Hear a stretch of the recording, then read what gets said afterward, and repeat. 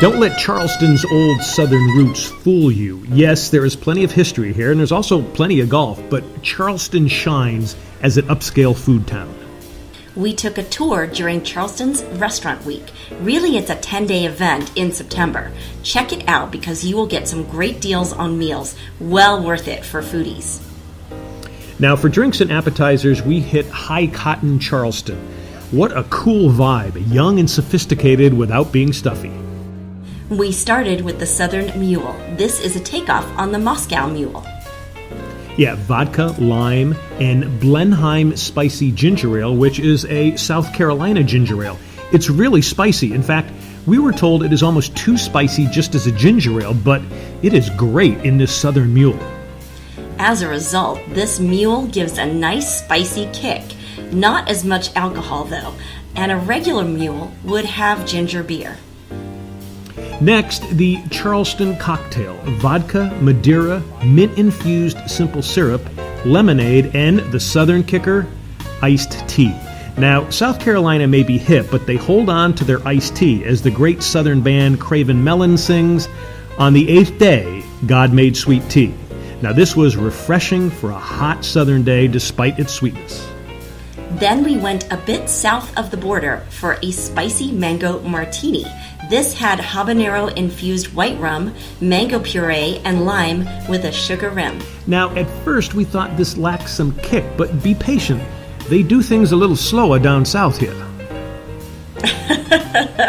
A few minutes later, that habanero-infused white rum kicked in with a nice prickly reminder on your tongue and the roof of your mouth. Now, for a bite, we had the portobello mushroom fries. It comes with a béarnaise sauce.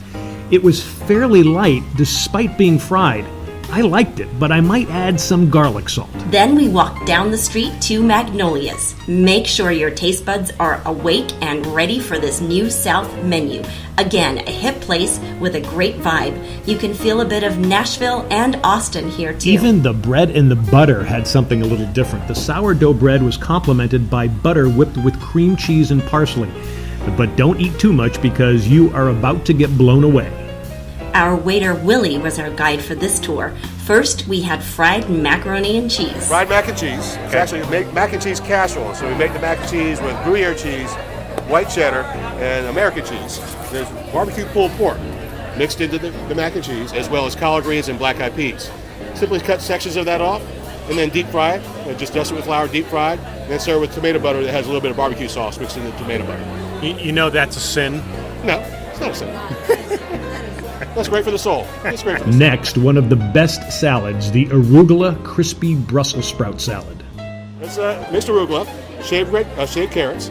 It comes with a white balsamic vinaigrette.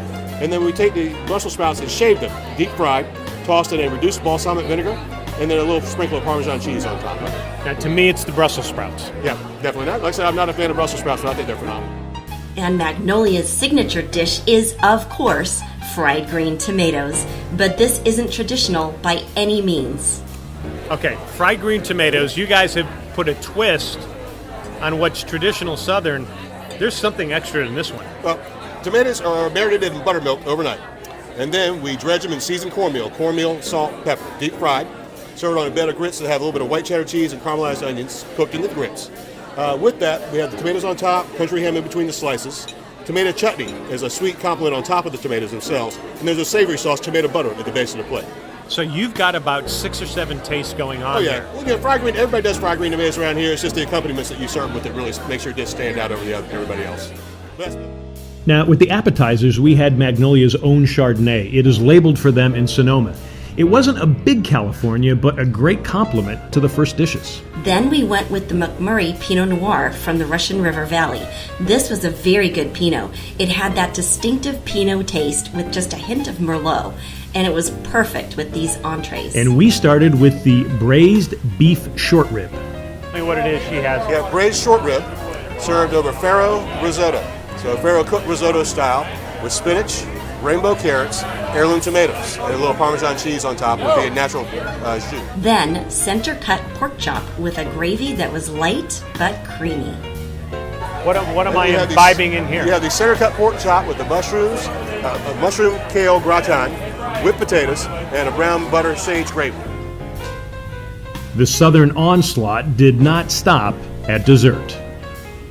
Okay, what do we have here? You have chocolate fudge cake. There is caramel sauce, fudge sauce, peanut butter ice cream on top, and candy peanuts. We basically peanuts, brown sugar, butter. No calories? None that I'm aware of. This one here, what's this You one? have a pineapple rum cake. It also comes with brown sugar, whipped cream, caramel sauce, pineapple coulis, and a little toasted coconut. Pineapple coulis? Pineapple coulis, pineapple relish. Roasted pineapple puree, and a bit of sauce to plate with the caramel sauce. You know you're killing me here. No, I'm not. Restaurants do it, not me. Another must is the Market Pavilion Hotel. This is a boutique hotel not far from Magnolia's. And we hit their downstairs bar at Grill 225, and there was nothing Old South about this. We had the Nitro Mellow. This had Stoli vanilla vodka, Frangelico, butterscotch schnapps with essence of chocolate, a graham cracker rim, and marshmallow hit with nitrogen at minus 320 degrees. Wow. Now these guys and gals, like our bartender Jameson, are trained in the art, science, and safety of all the nitrotinis. Now next, we headed upstairs to the Pavilion Bar. It is right by the pool with a good view of Charleston at night. We had the Pavilion Punch. This was a southern version of a Mai Tai or a rum runner with dark rum, cranberry, pineapple, and orange juice with just a touch of grenadine. That was the sweet nightcap, but for a late night digestive, we opted for a Negroni with gin, Campari, and vermouth. Charleston is a good getaway any time of year.